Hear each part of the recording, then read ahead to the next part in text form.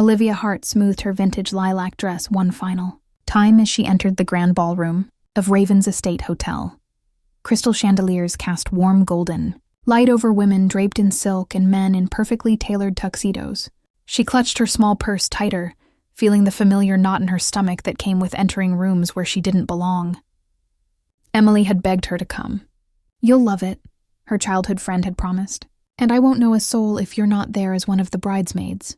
Now Emily was spinning through the crowd in pale green chiffon, surrounded by people who knew which fork to use first. An usher guided Olivia to table 7, tucked away in the farthest corner of the ballroom. The little white card confirmed what she already knew. This was where they put the guests who didn't quite fit. To her right sat a teenage boy absorbed in his phone. To her left, an elderly woman who had already begun dozing between courses. Olivia folded her hands in her lap and offered the room a practiced smile. Her thrift store dress, charming in daylight, looked faded under the chandeliers. The once delicate lace seemed tired. Her shoes pinched uncomfortably. She had hoped the soft waves in her hair would feel romantic, but instead she just felt invisible. She watched Emily from afar, effortless and radiant, surrounded by people who belonged in places like this. Olivia poked at her untouched salad and sipped lukewarm water, trying not to shrink into her chair. This was her rhythm. Bloom for others, wilt in silence, then something shifted in the room. A hush rolled through the crowd like the quiet before a storm. Conversations paused. Heads turned. He stepped into the ballroom like he owned the air itself. Tall, broad-shouldered, dressed in a tailored black suit with a dark gray tie loosened just enough to suggest confidence without trying. His presence didn't demand attention. It absorbed it. Whispers followed in his wake. But he seemed oblivious to the ripple he created. His eyes, green and piercing, swept across the room with deliberate slowness. Olivia's heart stuttered. She dropped her gaze, suddenly aware of how alone she must look. But something told her not to move. When she dared to glance up again, he was walking toward her table. She blinked, checking over her shoulder for someone more glamorous, more worthy of his attention. But no one was there. He stopped beside her chair. The faint scent of cedar cologne surrounded him. In a voice rich and calm, he asked, "Is this seat taken?" Olivia's throat went dry. "No," she managed, motioning toward the empty chair beside her. "Please," he smiled. Not apologetic or uncertain, but intentional and disarming.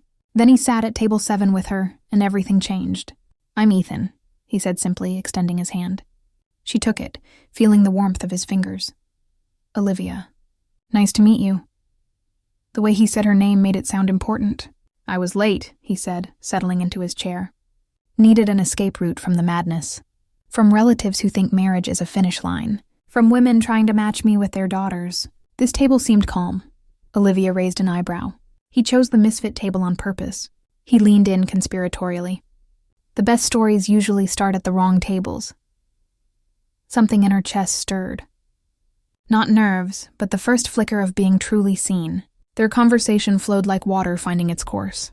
He asked about her work as a florist, listening intently as she described how peonies made her feel like spring could begin again.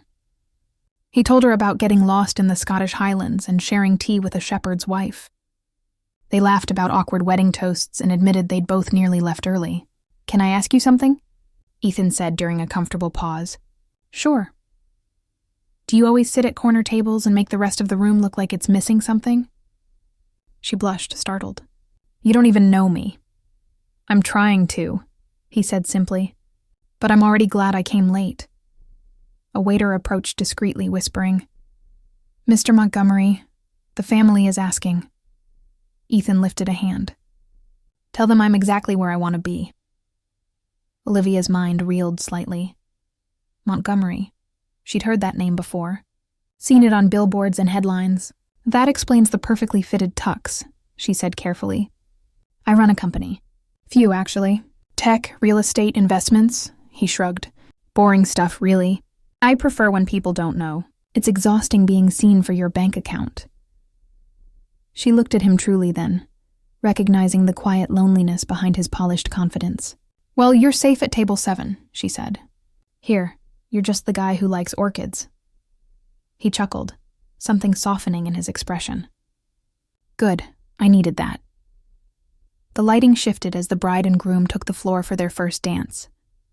Ethan turned to her. Do you dance? Not well, she admitted. Perfect. He stood and offered his hand. I don't either. She hesitated only a moment before taking it.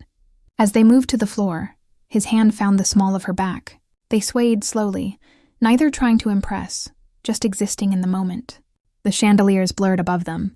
The music softened to background noise. Thank you, he murmured near her ear. For what? For not caring who I'm supposed to be. She pulled back slightly to look at him. His expression was unguarded, vulnerable in a way that made her chest tighten. Who are you supposed to be? Someone who doesn't sit at table 7. Then maybe, she whispered, you're exactly where you should be. His gaze held hers for a long, loaded moment. Something unspoken passed between them, something dangerous and magnetic. Then across the room, a woman in a crimson dress froze mid-conversation. Her champagne glass trembled in her hand. Her eyes locked on Ethan with an intensity that sent ice through Olivia's veins. The woman began walking toward them, cutting through the crowd with purpose. Ethan's entire body tensed. His jaw tightened. Ethan? Olivia whispered. He didn't answer. He was staring at the woman like she was a ghost. When she reached them, her voice was silk over steel. Hello, darling. It's been 3 years. Did you really think you could avoid me forever? Ethan's hand fell from Olivia's waist. Vivian, he said quietly. What are you doing here? The woman smiled, cold and beautiful. Emily's my cousin. I was invited. Her gaze slid to Olivia, assessing and dismissive in the same breath. And who's this? Your charity case for the evening? Olivia felt the words like a slap. But before she could respond, Vivian leaned closer to Ethan, her voice dropping to a whisper loud enough for Olivia to hear. We need to talk. About the deal, about what you owe me, unless you want everyone here to know the truth. Ethan's face went pale. Not here, he said tightly. Vivian's smile widened. Then you'd better follow me. She turned and walked toward the exit. Ethan stood frozen, torn between two impossible choices. Olivia's voice was barely audible. Ethan, what is she talking about? He looked at her, pain and fear warring in his eyes. I'm sorry, he whispered. I can't explain. Not yet.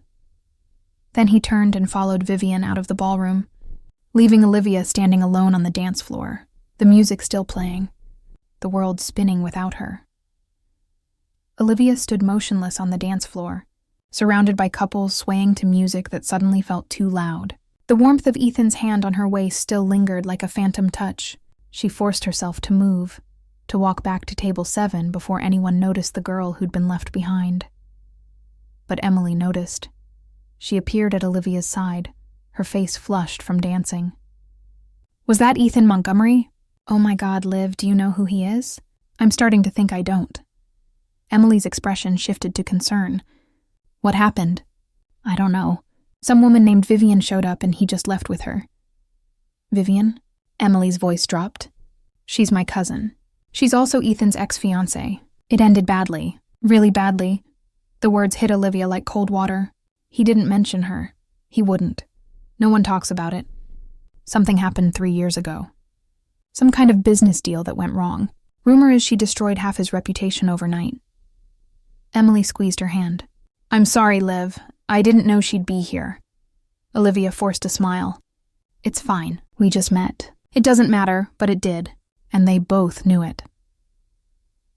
20 minutes later, Olivia found herself outside on the hotel's stone terrace, desperate for air that didn't smell like expensive perfume and broken expectations. The night was cool, the sky scattered with stars. She wrapped her arms around herself, trying to hold the pieces together. You shouldn't be out here alone. She turned. Ethan stood in the doorway, his tie fully loosened now, his expression raw and exhausted. Neither should you, she said quietly. He stepped closer, keeping distance between them like a safety measure. I owe you an explanation. You don't owe me anything. We just met. Then why does it feel like I'm letting you down? The honesty in his voice cracked something inside her.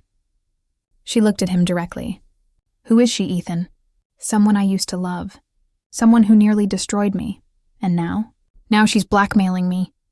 The word hung in the night air like a curse. Olivia's breath caught. With what? Ethan ran a hand through his hair, the polished billionaire facade crumbling. 3 years ago, I was trying to close a deal. A massive acquisition that would have secured my company's future. Vivienne was my fiancée. She had access to everything. My files, my passwords, my plans. What did she do? She sold every piece of information to my competitor. Tanked the deal. Cost me millions. Nearly bankrupted me. His voice was tight with controlled rage, but I couldn't prove it. She was too smart.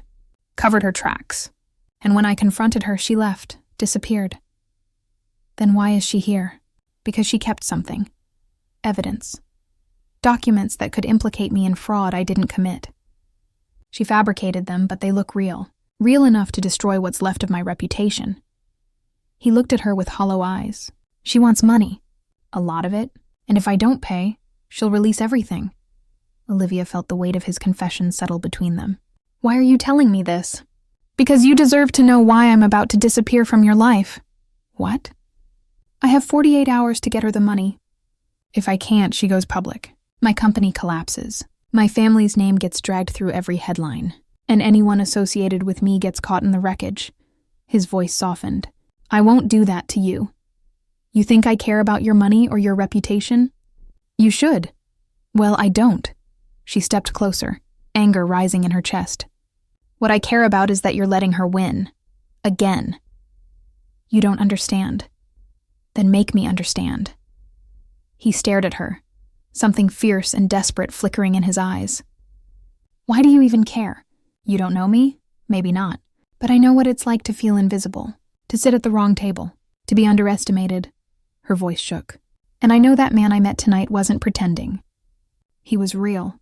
So don't insult me by running away like a coward. The words struck him like a physical blow. For a moment, neither of them moved. Then Ethan closed the distance between them in 2 strides. His hand cupped her face, his thumb brushing her cheek. You're not like anyone I've ever met. Good. This is dangerous, Olivia. Being near me right now is dangerous. I'm not afraid. You should be. But before she could respond, his phone buzzed violently in his pocket. He pulled it out and his face went ashen. What is it? He turned the screen toward her. A text message from an unknown number. Just 2 lines. Time's up, darling. Check the news. Below it, a link. Ethan clicked it with trembling hands. A news article loaded. The headline made Olivia's blood run cold. Montgomery empire built on fraud. Documents suggest illegal dealings. No, Ethan whispered. She wasn't supposed to release it yet. I still have 48 hours. Another text came through. Did you really think I'd wait? You humiliated me tonight by choosing her over me. Consider this a warning. The full documents drop tomorrow morning unless you wire me $10 million by midnight. Ethan's hand clenched around the phone so hard Olivia thought it might shatter. Ethan, what are you going to do? He looked at her, and for the first time, she saw real fear in his eyes. I don't have $10 million liquid. Not by midnight. Everything's tied up in assets, investments. Even if I liquidate, it'll take days. Then we find another way. There is no other way. There's always another way. He shook his head, laughing bitterly. You sound like my father. He used to say that before he died, before I had to take over everything and learn that sometimes there are no good options, only less terrible ones. Olivia's mind raced. What if you go public first? Tell your side of the story before she can control the narrative. With what proof? My word against fabricated documents? Then we get proof. Real proof. We find out how she got those documents, how she fabricated them. There has to be a trail. Ethan looked at her like she'd just suggested they fly to the moon. That would take weeks. Investigators, lawyers, forensic accountants. Or it takes one night and someone who knows where to look. What are you talking about? Olivia hesitated, then spoke quickly. My brother. He's a cybersecurity analyst. He works in corporate fraud detection. If anyone can trace digital forgeries and find the source, it's him. Olivia, I can't ask you to. You're not asking. I'm offering. Why would you do this for me? She met his gaze without flinching. Because someone once told me the best stories start at the wrong tables. And I'm not ready for the story to end. For a moment, Ethan just stared at her. Then, without warning, he pulled her into his arms, holding her so tightly she could barely breathe. She felt his heart pounding against her chest, felt the fear and gratitude and something deeper radiating from him. If we do this, he whispered against her hair. "There's no going back. She'll come after you too. Let her." He pulled back to look at her, his hands framing her face. "You're either incredibly brave or completely insane. Maybe both." He almost smiled. Almost. Then his phone rang. Not a text this time. A call. Unknown number. Ethan answered on speaker. Vivian's voice poured through, smooth and venomous. "Hello again, darling. I see you've read the article. Consider it a preview. Now about that 10 million. Ethan's jaw tightened. "You'll get your money. By midnight?" "Yes. Good boy. Wire it to the account I sent you. And Ethan?" Her voice dropped lower. "If you try anything clever, if you involve the police or lawyers or anyone else, the full documents go live immediately, along with some lovely photos I've been saving. You remember that party in Monaco? The one where things got a little blurry?" Ethan's face went white. "I thought you might. So be smart. Pay up. And maybe, just maybe, I'll let you keep what's left of your pathetic life." The line went dead. Olivia's voice was steady despite the fear coursing through her. "Call my brother." "Olivia. Now, Ethan. We have 7 hours until midnight." "That's enough time." He looked at her for a long moment, then nodded. "Give me his number." She did. As Ethan dialed, Olivia stared out at the dark gardens beyond the terrace. Somewhere in the ballroom behind them, music still played. People still danced. Emily still celebrated. But out here in the cold night air, a war had just begun, and Olivia had just chosen a side. The clock on Ethan's penthouse wall read 9:47 p.m. They had 2 hours and 13 minutes. Olivia sat on the edge of a leather sofa, watching her brother Marcus work. He'd arrived within 20 minutes of Ethan's call, laptop bag slung over his shoulder, asking no questions until he was inside. Now his fingers flew across 3 keyboards simultaneously, screens filled with code and data streams she couldn't begin to understand. Ethan paced behind him like a caged animal, phone in hand, waiting for answers that might not come. "Talk to me?"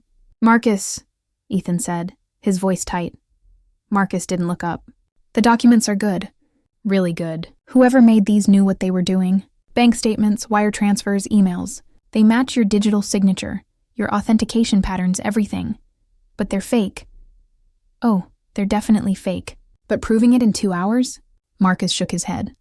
"That's another story." Olivia leaned forward. "What do you need?" "A miracle." Marcus finally looked up, his expression grim. "Or access to Vivian's devices. If I can get into her system, I can trace the creation date of these files, find the software she used, maybe even recover deleted drafts. But from here, I'm working blind." Ethan stopped pacing. "Her devices. You'd need to physically access them." "Yes." "Where is she staying?" "The hotel. Raven's estate. Same place as the wedding." Ethan's mind was already working. "She always stays in the royal suite when she's in town." "Top floor. Corner room." Olivia's stomach dropped. "You're not suggesting we break into her hotel room?" "I'm not suggesting anything." Ethan looked at Marcus. "How long would you need?" 5 minutes with her laptop. 10 to be safe." "She's not going to just leave it lying around," Olivia said. Ethan's expression darkened. "No, but she will if she thinks she's won." He pulled out his phone and typed rapidly, then showed them the screen. "A text message to Vivian. You win. I'm wiring the money now. Meet me in the hotel bar in 30 minutes. I want to say goodbye properly."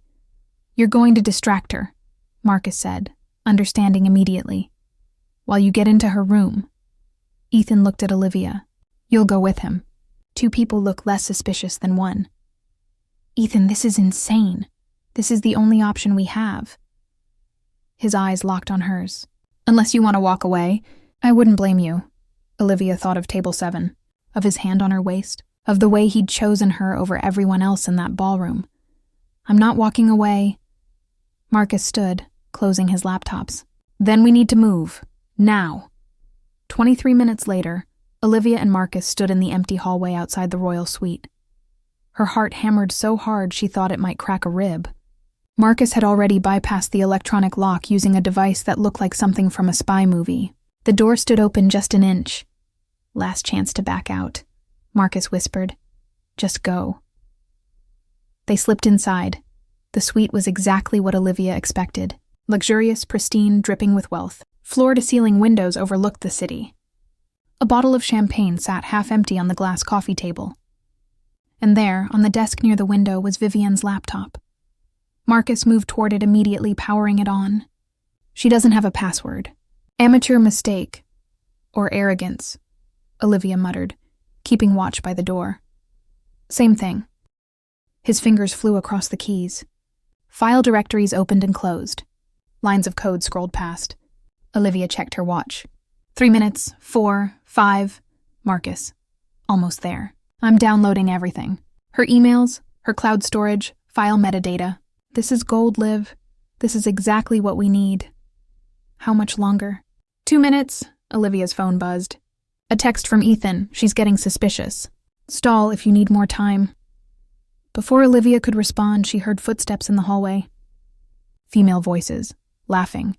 Marcus, someone's coming. Not done yet. We don't have time. 30 seconds. The footsteps grew louder. A keycard beeped outside the door. Marcus! Done. He yanked the USB drive from the laptop, shoved it in his pocket, and closed the computer. Window now. We're on the 12th floor. Fire escape, go! They ran to the window. Marcus wrenched it open just as the suite door swung wide. Vivian's voice echoed through the room. I know I left my phone here somewhere. Olivia and Marcus squeezed through the window onto the narrow fire escape. The metal was cold and slick with evening dew. Below them, the city sprawled in a sea of lights. Above them, darkness. Vivian's voice grew closer. Did I leave the window open? They pressed themselves flat against the brick wall, barely breathing. A moment later, Vivian appeared at the window. She stood there, staring out at the city, so close Olivia could have reached out and touched her. Then her phone rang. She answered without stepping away from the window. Hello, darling. You're not in the bar. Ethan's voice came through faintly. I'm on my way down. Got delayed with the wire transfer. How convenient. Vivian's tone was ice. You know what I think, Ethan? I think you're stalling. I think you're up to something. I'm giving you $10 million. What else would I be doing? That's what I'm trying to figure out. She turned away from the window finally, pacing back into the room. Because that sweet little nobody you were dancing with tonight? She left the reception early, right around the same time you called your mystery number. Olivia's blood froze. I don't know what you're talking about, Ethan said carefully. Don't you? Because I had someone check. That number belongs to Marcus Hart. Any relation to Olivia Hart, I wonder? Ethan's silence was damning. Vivian laughed, cold and sharp. You brought in her brother, a cybersecurity analyst. How predictable, and how stupid. Her voice turned deadly. Where are they right now, Ethan? Nowhere near you. Liar. She spun back to the window, eyes scanning the fire escape. Olivia and Marcus pressed themselves harder against the wall, but there was nowhere to hide. Then Marcus made a decision. He grabbed Olivia's hand and whispered, Jump. What? To the next platform. 3 feet. You can make it. Marcus, no. On 3. 1. Vivian leaned out the window, looking down. 2. Her eyes widened as she spotted movement. 3. They jumped. Olivia's feet hit the metal platform of the next fire escape down. Marcus landed beside her just as Vivian screamed, Stop! They ran. Down the fire escape, metal stairs clanging beneath their feet, Vivian's voice echoing behind them. You think you've won? You think this changes anything? I have copies, backups. You've accomplished nothing.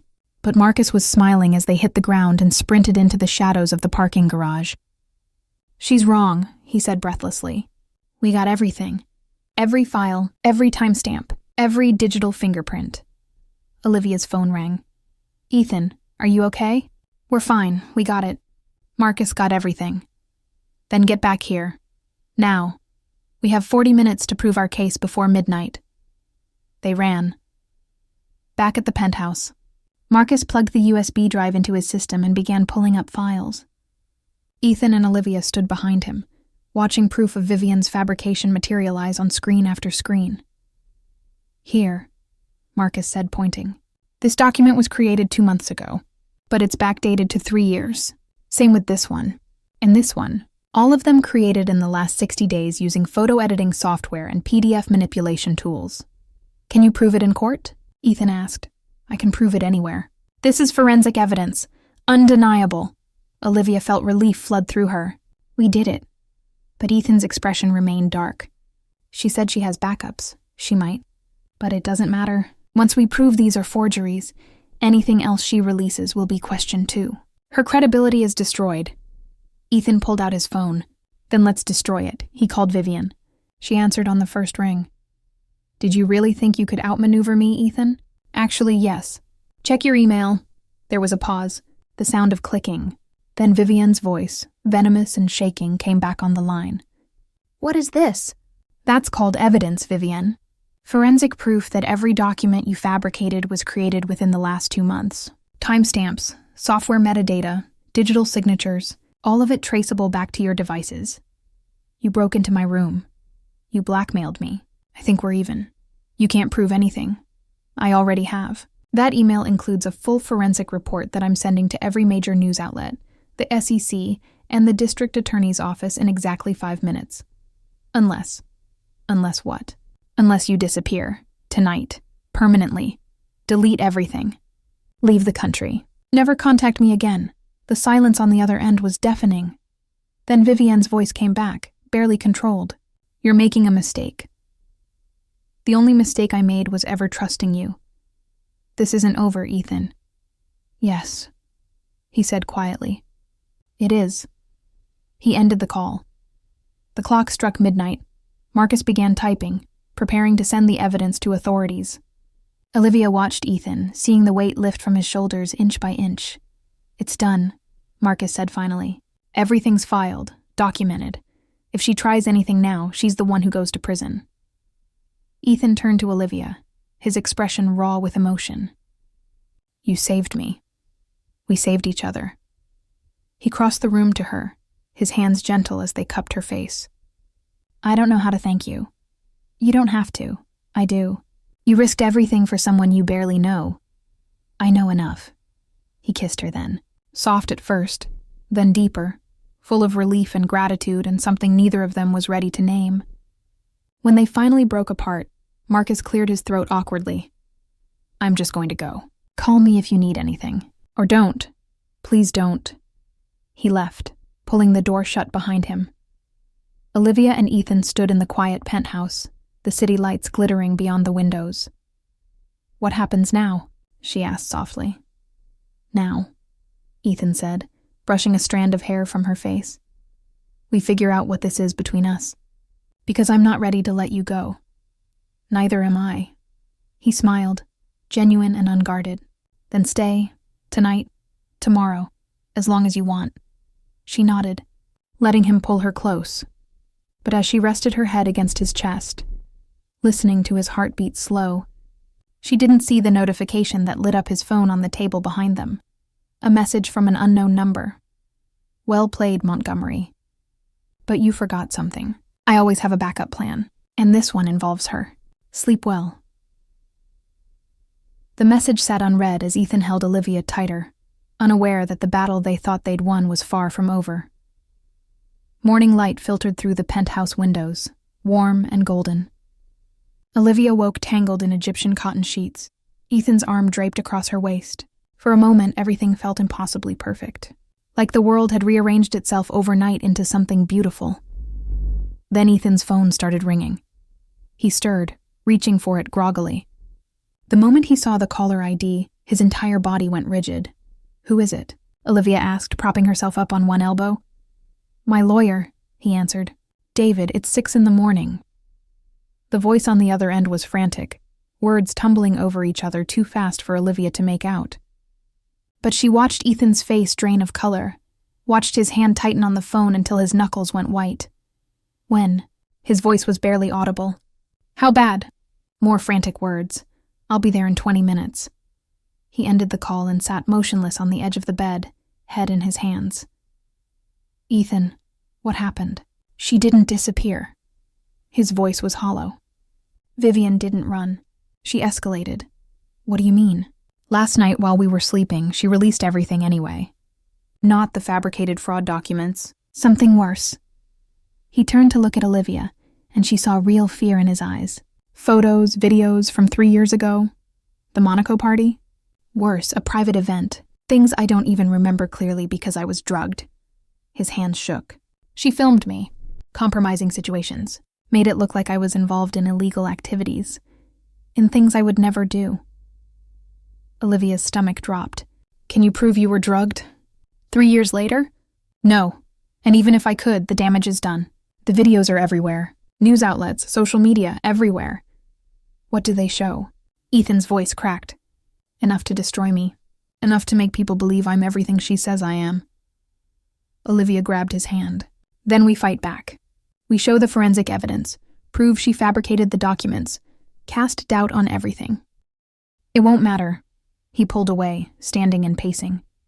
The court of public opinion doesn't care about forensic evidence. They care about what they can see, and what they see is me looking guilty. So we explain it. Tell your side. Who's going to believe me? A billionaire claiming he was set up by his ex-fiancée? It sounds exactly like what a guilty person would say. He stopped at the window, staring out at the city that was waking up to headlines about his downfall. My board is calling an emergency meeting. My investors are panicking. The SEC is launching a formal investigation. How long do you have? Hours. Maybe days if I'm lucky. He turned back to her. Olivia, you need to leave, now, before anyone connects you to this. I'm not leaving you. You have to. She's coming after everyone close to me. Your name will be dragged into this. Your business, your reputation, everything. I don't care. I care. His voice rose, raw with desperation. I won't let you burn for my mistakes. These aren't your mistakes. She did this, and I let her into my life. I trusted her. I gave her access to everything. He moved toward Olivia, his hands on her shoulders. Please, go. Forget you ever met me. Is that what you want? The question hung between them. No, he whispered. But it's what you need. Before Olivia could respond, her phone rang. She didn't recognize the number, but something made her answer. Miss Hart? The voice was smooth, professional, unfamiliar. Who is this? My name is Catherine Reeves. I'm a journalist. I'm calling because I received some very interesting information about your relationship with Ethan Montgomery. Olivia's blood ran cold. I don't have a relationship with Ethan Montgomery. Really? Because I have photos of you entering his penthouse last night, leaving this morning, and I have testimony from a source that you were involved in breaking into a hotel room to steal evidence. That's not what happened. Then what did happen? I'd love to hear your side before I publish. Olivia ended the call, her hands shaking. Ethan's face was ashen. She's already started. We knew she would. This is different. She's targeting you specifically, trying to paint you as my accomplice. Then let her. I was your accomplice. Olivia, you don't understand what this means. Criminal charges, your name in every article, your face on every screen. You'll lose everything. I already lost everything once. Her voice was steady despite the fear coursing through her. I rebuilt it. I can do it again. You shouldn't have to. But I am. She stood, moving closer to him. Because you're worth it. This, whatever this is between us, is worth it. Ethan looked at her like she just shattered something inside him. Why are you doing this? Because someone once sat at table 7 with me when he could have sat anywhere else. And that changed my life. His phone rang again. Then hers. Then his laptop started pinging with notifications. The world was closing in. Ethan made a decision. I'm holding a press conference. In 2 hours. I'm going to tell them everything. About Vivian, the blackmail, the fabricated documents, all of it. That's suicide. She'll twist everything you say. Maybe. But I'd rather go down fighting than hide. He pulled her into his arms, holding her like he was memorizing the shape of her. And I need you to not be there. Ethan, please. This is the one thing I'm asking. Let me do this alone. If it goes badly, if they arrest me, if everything falls apart, I need to know you're safe, that she can't touch you. And if it goes well, he smiled sadly, then I'll find you. And we'll figure out what comes next. Olivia wanted to argue, wanted to fight. But she saw the determination in his eyes and knew he wouldn't back down. Promise me something, she whispered. Anything. Promise me you'll come back. I promise." They kissed, desperate and fierce, like they were trying to fit a lifetime into a single moment. Then Olivia forced herself to step back, to walk to the door, to leave him standing alone in the penthouse that suddenly felt like a cage. She made it to the elevator before she started crying. 2 hours later, Olivia sat in her small apartment above her flower shop, watching the press conference on her laptop. Ethan stood behind a podium, cameras flashing like strobe lights, reporters shouting questions over each other. He looked calm, composed, powerful. "I'm here today to address the allegations made against me," he began, "and to tell you the truth about Vivian Blackwell." He laid it out, everything. The blackmail, the fabricated documents, the forensic evidence Marcus had found. He showed timestamps, metadata, proof of her manipulation. He admitted to being drugged at the Monaco party, to having his image weaponized against him. The room was silent when he finished. Then the questions came like bullets. "Why should we believe you? Do you have proof you were drugged? Isn't this just a bitter ex-fiancé story? Where is Vivian Blackwell now?" Ethan answered each one with precision and grace, but Olivia could see the strain on his face, the weight of fighting a battle he might not win. Then a reporter in the back stood. "Mr. Montgomery, there are reports that a woman named Olivia Hart helped you break into Ms. Blackwell's hotel room. Is she your accomplice or your victim?" Ethan's jaw tightened. "Miss Hart is neither. She's innocent, and I won't allow her name to be dragged into this. But she was involved. She was there, but only because I asked her to be. If there are any charges filed, they should be against me, not her. Are you in a relationship with Miss Hart?" Ethan paused. The cameras clicked furiously.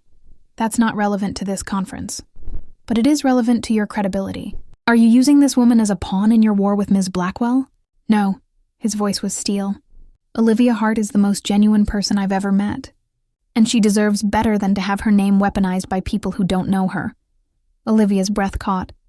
Then, from the side entrance of the conference room, Vivian appeared. She walked in like she owned the place, dressed in a white suit that made her look angelic and untouchable. The cameras swiveled to her immediately. "I'd like to make a statement," she said, her voice carrying across the room. Ethan's face went pale. "You have no right to be here. I have every right. This is about me, after all." She turned to the cameras, her expression the picture of wounded innocence. "Everything Ethan just told you is a lie. I never blackmailed him. I never fabricated documents. What I did do was try to protect myself from a man who became dangerous." "That's not true," Ethan said, his voice shaking with rage. "Isn't it? Then explain why you broke into my hotel room, why you sent people to steal from me, why you're now trying to paint me as the villain when I'm the one who escaped an abusive relationship." The word abusive rippled through the crowd like electricity. "I never abused you," Ethan said, stepping away from the podium. "Didn't you? Emotional manipulation, financial control, isolating me from my friends and family." She turned back to the cameras. "I was afraid to come forward, afraid of what he might do, but I can't stay silent anymore. Not when he's using another woman the same way he used me." Olivia watched in horror as the narrative shifted in real time, saw the reporter's expressions change from skepticism to belief, saw Ethan realize he was losing. Then Vivian played her final card.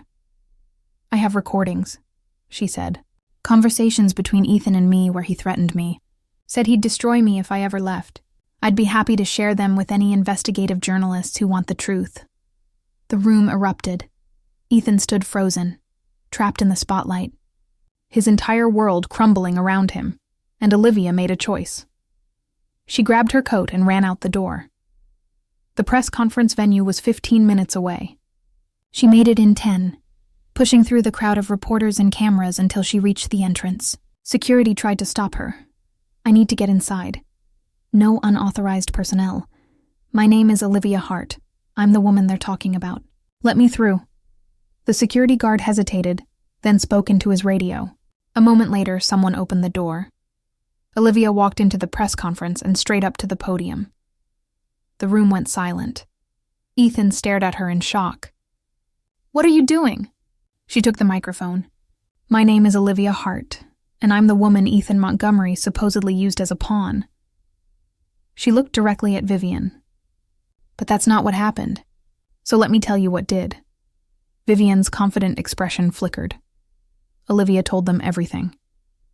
The wedding, table 7, the blackmail, the hotel room, the evidence. She spoke clearly and calmly, never wavering, even as cameras flashed and reporters scribbled notes frantically. Ethan Montgomery didn't use me, she finished. He gave me the choice to walk away, multiple times, and I chose to stay, because I saw who he really is. And it's not the man Vivian Blackwell is describing. The room erupted with questions, but Olivia ignored them.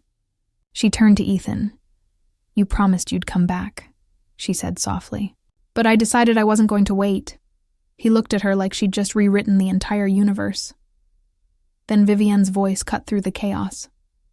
How touching. But it doesn't change the facts. It doesn't erase the recordings. Actually, a new voice said from the back of the room. It does.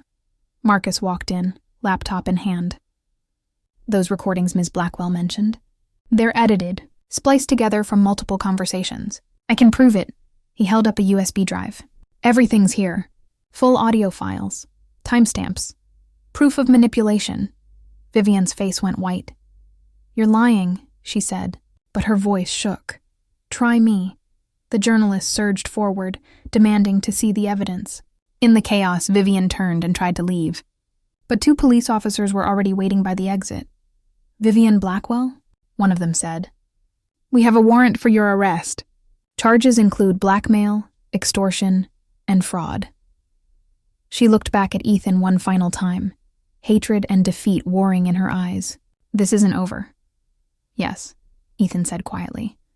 It is. They led her away.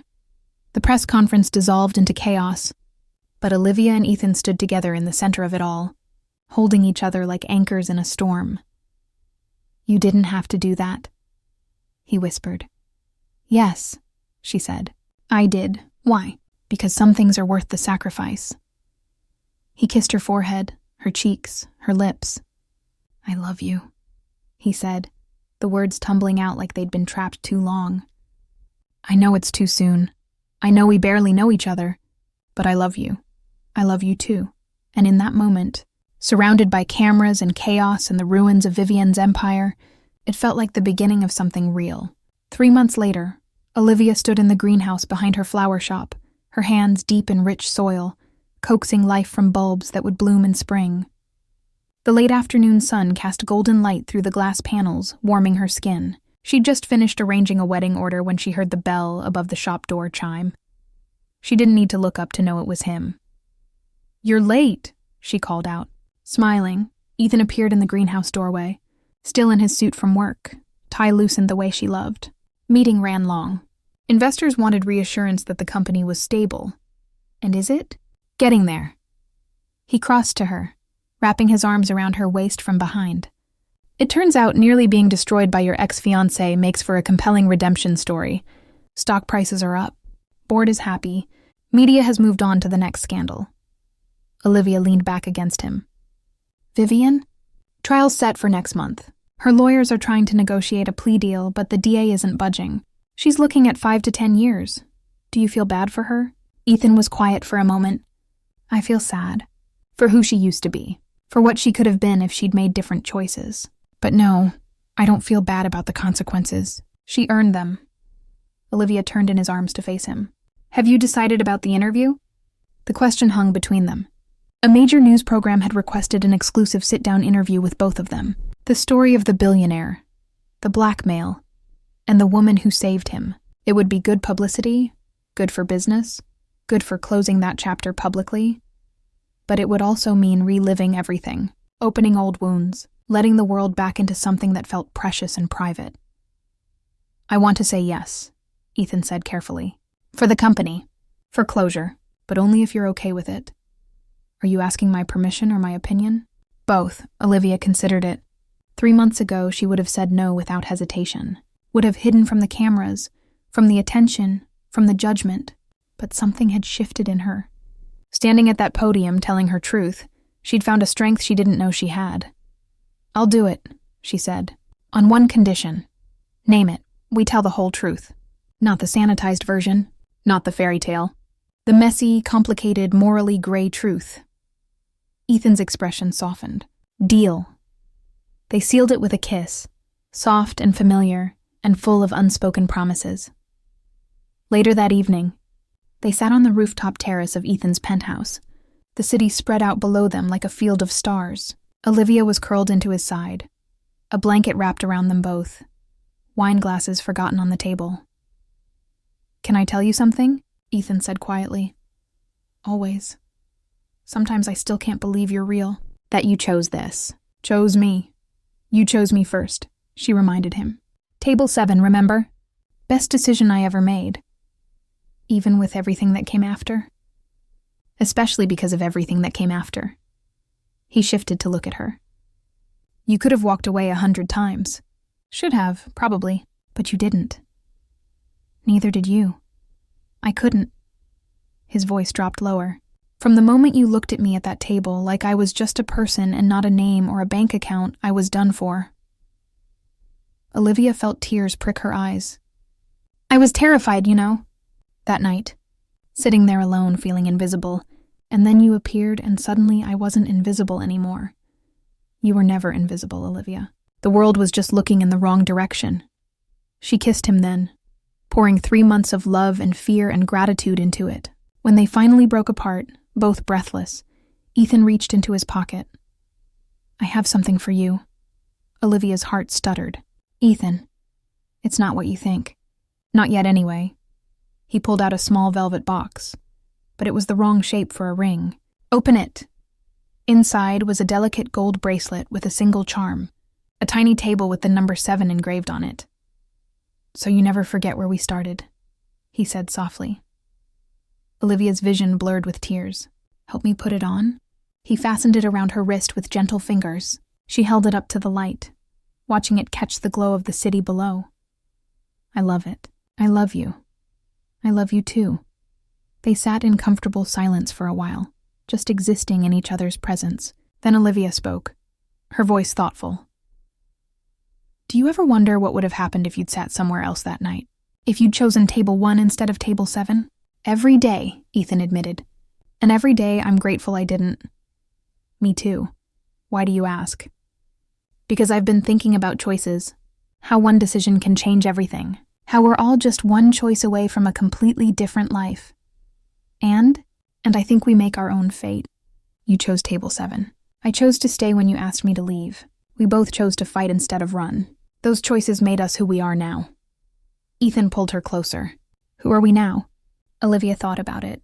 3 months ago, she was a woman who hid in corners, who made herself small, who bloomed for others and wilted alone. And he was a man trapped by his past, defined by his wealth, isolated by his success. Now they were something else entirely.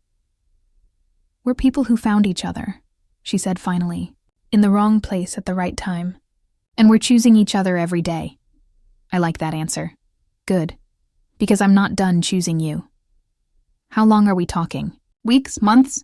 Olivia smiled against his chest. "Try forever." Ethan went very still. Then he pulled back to look at her, his eyes searching hers. "Are you serious?"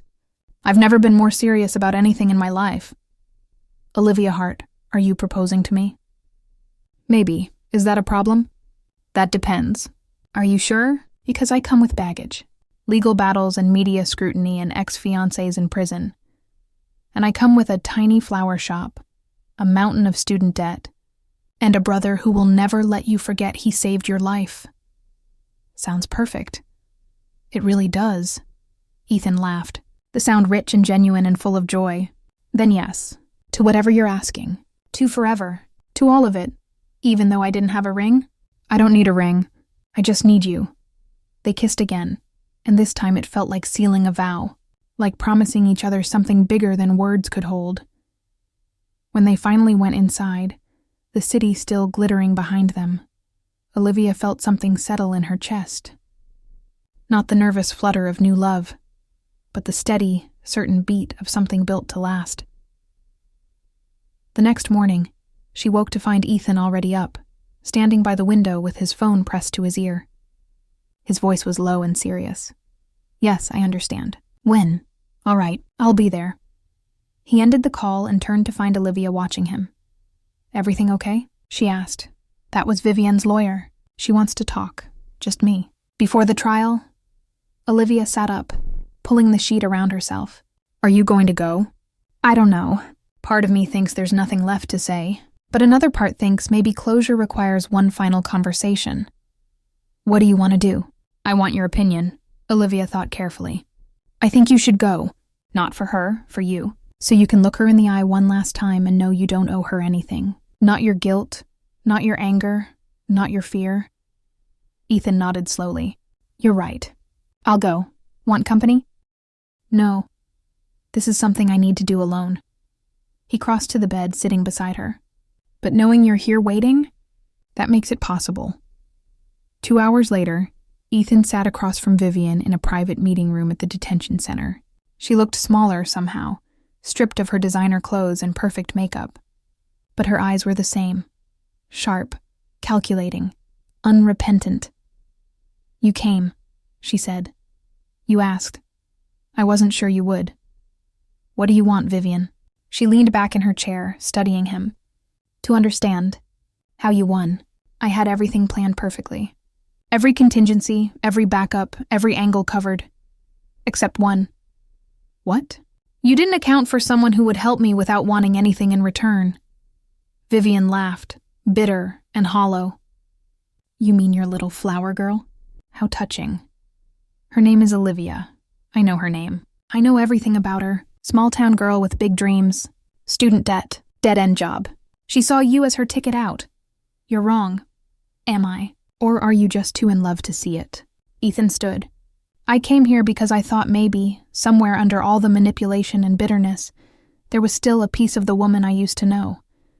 The one who laughed at bad jokes and cried at old movies and made me believe in something more than money. That woman never existed, Vivian said coldly. She was just another role I played, just like every other woman in your life will be. Not Olivia. Keep telling yourself that. And when she leaves, when she realizes that being with you means living in a spotlight she never wanted, when the media tears her apart and the pressure becomes too much, remember this conversation. Ethan looked at her one final time, saw the loneliness behind her cruelty, the fear beneath her anger, and felt nothing but pity. Goodbye, Vivian. I hope someday you find whatever it is you're actually looking for. He turned and walked out, leaving her alone in the cold room. When he got back to the penthouse, Olivia was waiting. She took one look at his face and opened her arms. He fell into them, letting her hold him while the last pieces of his past crumbled away. I'm done, he said into her hair. I'm finally done. I know. She tried to make me doubt you. Doubt us. Did it work? Not for a second. Olivia pulled back to look at him. Good, because I'm not going anywhere. Not for media pressure or public scrutiny or bitter ex-fiancés. I'm here. I choose here. Why? Because you sat at table 7. Because you chose me when you didn't have to. Because you're worth fighting for. She cupped his face in her hands. And because I love you. Not your money, not your status, not what you can give me. Just you. Ethan kissed her like she was oxygen, like she was the only thing keeping him tethered to earth. Marry me, he whispered against her lips. I already said yes, remember? I know, but I wanted to ask properly this time. Olivia laughed, the sound bright and clear. Then yes. Again. Always yes. 6 months later, they stood in a small garden ceremony surrounded by close friends and family. No press, no cameras, no table assignments, just 2 people who'd found each other in the wrong place and built something right. Emily was there, beaming as she watched her childhood friend marry a man who looked at her like she hung the moon. Marcus stood as Ethan's best man, occasionally cracking jokes about still having blackmail material if Ethan ever stepped out of line. When it came time for vows, Olivia spoke first. I used to think I knew my place in the world. Quiet corners, forgotten tables, the spaces between other people's stories. But then you sat down beside me and taught me something important, that I was never in the wrong place. I was exactly where I needed to be to find you. Her voice shook with emotion. You saw me when I felt invisible. You chose me when I felt unchosen. And you fought for us when it would have been easier to walk away. I promise to do the same for you, every day, for the rest of our lives." Ethan's voice was thick with tears when he spoke. 3 months ago, I stood in front of cameras and reporters and told them I was innocent. But the truth is, I was guilty. Guilty of living a half-life, of keeping people at arm's length, of believing I was better off alone. He took her hands. "And then you crashed a press conference and changed everything.